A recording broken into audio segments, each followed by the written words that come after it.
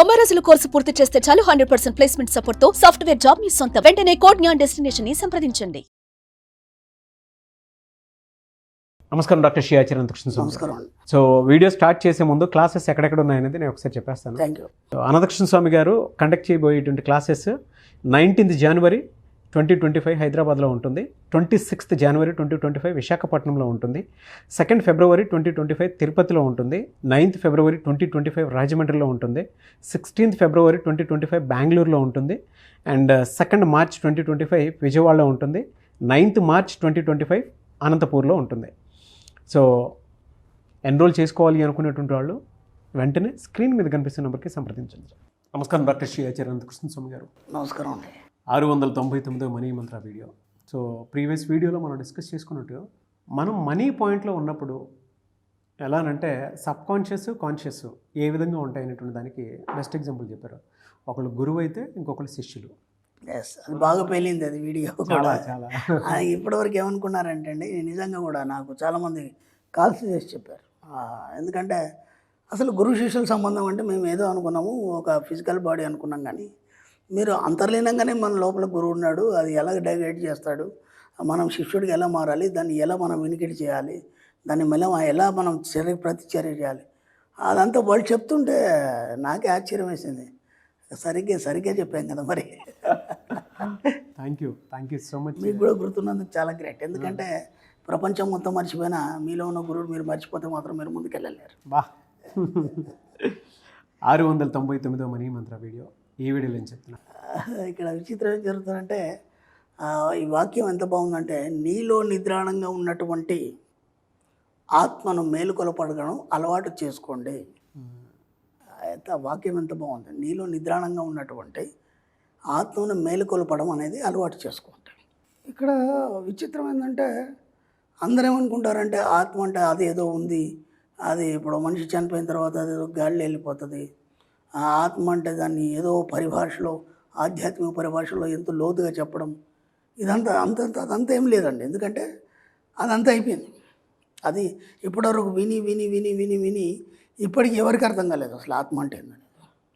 సరైనటువంటి ఆత్మ అనే ఒక నిర్వచనం అనేది ఇప్పటిదాకా ఎవరు చెప్పలేకపోయినారు. అసలు ఆత్మ అంటే ఏంది, ఎక్కడ ఉంటుంది అది? దాన్ని మనం సింపుల్గా చెప్పాం కదా, పైనల్ గ్లాండ్ అని చెప్పాం మనం. అర్థమవుతుందా?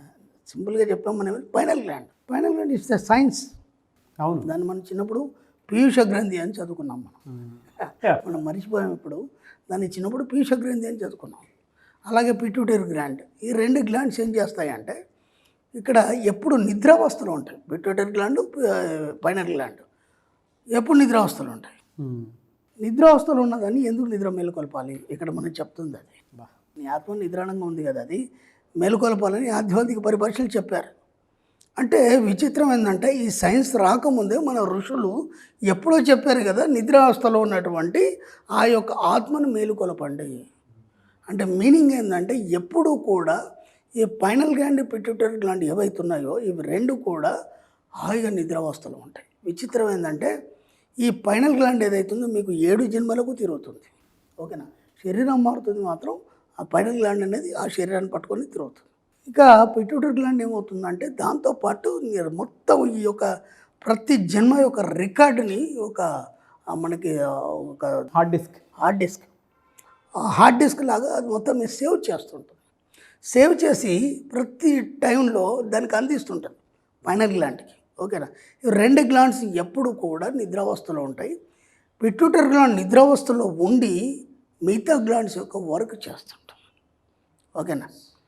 ఇక్కడ విచిత్రం ఏం జరుగుతుందంటే నిద్రావస్థలో ఉన్నటువంటి మీ యొక్క ఆత్మను మేలుకొలపండి అంటే అది ఎప్పుడు నిద్రావస్థలో ఎందుకు ఉంటుందంటే దానికి ఏం పని లేదు. ఎందుకంటే గత జన్మని మోసుకొని వచ్చేలా ఆ నిద్రావస్థలో ఉంటుంది. ఇప్పుడు దాన్ని ఎందుకు మేలుకొల్పాలి? మనం పడుకుందాన్ని ఎందుకు మేలుకొల్పాలి? ఇప్పుడు ఒక వ్యక్తి ఉన్నాడు, హాయిగా తలుపులు పెట్టేసుకుని పడుకున్నాడు, వాడిని ఎందుకు లేపుతాం మనం? వాడితో ఏదైనా పని ఉంటే తప్ప మనం ఎందుకు లేపుతాం? హాయి పడుకున్నాను పడుకోవచ్చు కదా. ఓకేనా? మన శాస్త్రంలో ఒక సిస్టర్ చెప్తారు, 3 సమయాల్లో ఎవరిని మనం భంగం చేయకూడదు. ఒకటి, నిద్రావస్థలో ఉన్నవాడిని, బాగా నిద్రలో ఉన్నవాడిని మనం అవసరమైతే తప్ప వాడిని నిద్ర లేపడానికి లేదు. భోజనం చేసేప్పుడు కూడా అవసరమైతే తప్ప భోజనంని మనం డిస్టర్బ్ చేద్దాం. 3వది, ఎప్పుడైతే ఇద్దరు కలుసుకుంటున్నారో భార్యాభర్తలు కానీ కామ సమయంలో కూడా డిస్టర్బ్ చేద్దాం. కాబట్టి అంత చక్కగా నిద్రావస్థలో ఉన్నటువంటి పైనల్ గ్లాండ్ని మనం ఎందుకు డిస్టర్బ్ చేయాలి? మేలుకొలపడం అలవాటు చేసుకోవడానికి చెప్పాడు ఇక్కడ. అలవాటు చేసుకోండి అంటే నిరంతరం నువ్వు దాన్ని ఒక అలవాటుగా మార్చుకోవాలి మేలుకొలపడం.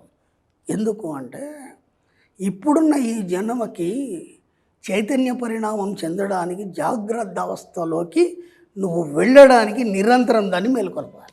బా ఎందుకంటే నువ్వు ఉన్న జీవితం ఏదైతుందో చైతన్య పరిణామం చెందలేదు. నువ్వు ఒక పువ్వు వికసిస్తుంది, ఓకేనా, సూర్యరశ్మితో వికసిస్తుంది. అలాగే ఒక జంతువు నిద్ర మేలుకొని తన ఆహారం కోసం వెతుక్కుంటుంది, ఓకేనా. మళ్ళీ దానితో డబ్బు సంబంధం లేదు మనకి, అర్థమైందా? దానికి డబ్బుతో సంబంధం లేదు, కానీ మనిషికి డబ్బుతోని సంబంధం.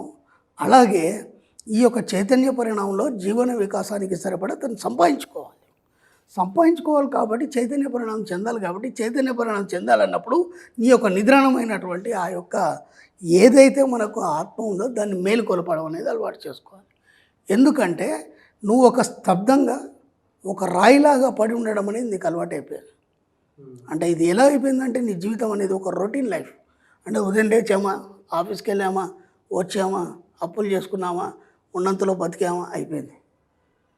కానీ ఈ సృష్టిలో ప్రతిదీ కూడా చైతన్య పరిణామం చెంది అన్నీ వికసిస్తున్నాయి. నీ జీవితంలో వికసనం ఎక్కడ ఉంది? నీ జీవితంలో వికసనం లేదు కదా, అంటే కొత్తదనం లేదు కదా. కొత్తదనం ఏదైతుందో దాన్ని చైతన్య పరిణామం చెందడం అంటారు. ఆ చైతన్య పరిణామం చెందడానికి నీ యొక్క కొత్త ఆలోచనల్ని నీ ఆత్మకి ఇవ్వడానికి దాన్ని మేలుకొల్పాలి ప్రతిక్షణం. దానికోసం నువ్వు దాన్ని లేపడానికి అలవాటు చేసుకోవాలి. ఇప్పుడు నువ్వు ఉన్న జీవితం వేరు, నీ కొత్త జీవితాన్ని నువ్వు ఎలా తీర్చిదిద్దుకోదలుచుకున్నావు, నువ్వు ఒక గొప్ప ఆత్మగా నువ్వు రూపం దాల్చుకున్నావా, నీ ద్వారా ఇతరులకు నీ యొక్క శక్తిని ప్రసరింపజేయదలుచుకున్నావా, నీలో ఉన్నటువంటి అనంతమైన ఎనర్జీని నువ్వు ఎలా బయటికి తీయాలి, ఆ బయటికి తీయడానికి నీకు ఎవరు గైడెన్స్ ఇస్తారు? ప్రపంచంలో ఎవరు నీకు ఆ గైడెన్స్ ఇవ్వడు. కేవలం నీ యొక్క ఆత్మనే నీకు గైడెన్స్ ఇస్తుంది, అంటే నీ ఫైనల్ గంటకి గైడెన్స్ ఇస్తుంది. అందుకోసం దాన్ని నిద్ర లేపాలి. ఒక వాక్యంలో ఇంత పెద్ద అర్థం ఉంది, ఇంత పెద్ద మీనింగ్ ఉంది. ఇది మనకు తెలియకుండా మనం ఏం చేస్తున్నామంటే హాయిగా మన పని లేదో మనం చేసుకుంటున్నాం, తింటున్నాం, పంటున్నాం. ఆ సినిమాలో చెప్పినట్టు తిన్నామా, పన్నామా, లేచామా తప్ప ఇంకా వేరే ఆలోచన లేకుంటున్నాం. కాబట్టి నీలో నిద్రాణమైనటువంటి ఆత్మని నువ్వు నిరంతరం మెలుకలపడం అనేది అలవాటు చేసుకోండి ఇక నుంచి. అలా చేసుకోవడంలో ఏమవుతుందంటే నీలో చైతన్య పరిణామం కలిగి, నీలో వికసనం కలిగి, నీ యొక్క జీవితం అనేది కొత్తగా రూపొందించడం కాకుండా నీ ద్వారా అనంతమైనటువంటి ఎనర్జీ ఇతరులకు ప్రసారమై ఒక కొత్త సరళిని మీరు సృష్టించడం అనేది స్టార్ట్ అవుతుంది. కాబట్టి అది ఎవరు వచ్చేసేది కాదు, ఎవరో గైడెన్స్ ఇస్తే అయ్యేది కాదు, ఎవరు చెప్పినా ఏం చేసినా సరే అది సాధ్యం కాని పని. కాబట్టి మీలో ఉన్న అనంతమైన శక్తిని మీరే తట్టి లేపి మీరే మేలుకొల్పినప్పుడే సాధ్యమవుతుంది. కాబట్టి మీరు అలా పడి ఉండకుండా, ఒక రాయిలాగా పడి ఉండకుండా, ఒక పాషాణంలాగా పడి ఉండకుండా వీలైనంత మటుకు చైతన్య పరిణామం చెందుతూ మీలో ఉన్నటువంటి ఆ నిద్రాణమైన ఆత్మ అనే శక్తిని నిరంతరం లేపడానికి అలవాటు చేసుకొని మీ యొక్క జీవితాన్ని చక్కగా తీర్చిదిద్దుకోండి. 21st సెంచరీలో అంటే గురువులు అంటే ఇలానే ఉంటారేమో అనుకున్నంత ఇదిగా అనిపించింది సార్.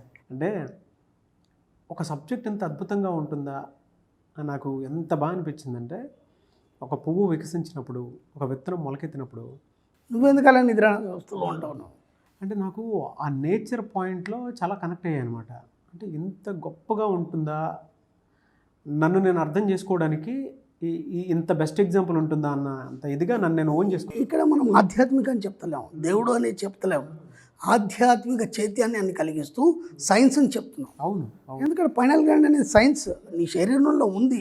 మీరు మొత్తం దానికి సంబంధించినటువంటి లిటరేచర్ మొత్తం మీరు గూగుల్లో కొట్టి చదవచ్చు. అది ఏమేమి పని చేస్తుంది, అద్భుతాలు, దాని మీద నేను ఎన్నో వీడియోలు కూడా చేయడం జరిగింది. ఫైనల్ గ్లాండ్ చేసే అద్భుతాలు ఏంటి, ఇంత ఈజీ ఉంది మెథడ్. మనం దీన్ని ఎందుకు ఉపయోగించుకుంటలేము?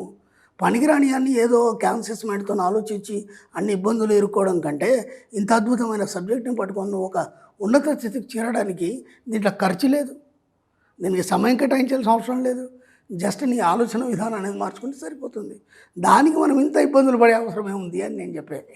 రియలీ ఫ్యాంటాస్టిక్ అండి. Thank you so much doctor Sri Acharya Anantakrishna Swami garu. Thank you.